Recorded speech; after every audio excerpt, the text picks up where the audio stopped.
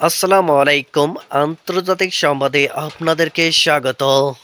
তেহরানে ফের ভয়াবহ বিস্ফোরণ, শহর জুড়ে কম্পন, এনে থাকবে বিস্তারিত প্রতিবেদন। ইরানের রাজধানী তেহরানে আবারও নতুন করে বিস্ফোরণের খবর পাওয়া গেছে। মধ্যরাতের পরপরই তেহরান জুড়ে একাধিক বিকট শব্দে বিস্ফোরণ ঘটেছে বলে জানাচ্ছে আন্তর্জাতিক বার্তা সংস্থা এএফপি।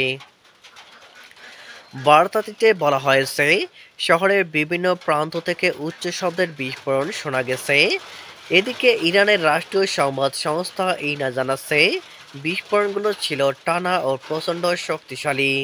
তাৎক্ষণিকভাবে বিস্ফোরণের কারণ বা ক্ষয়ক্ষতির পরিমাণ সম্পর্কে নিশ্চিত হওয়া যায়নি। তবে রাজধানীতে আতঙ্ক ছড়িয়ে পড়েছে এবং বহু বাসিন্দা সামাজিক যোগাযোগ মাধ্যমে বিস্ফোরণের শব্দ ও কম্পনের কথা জানিয়েছে।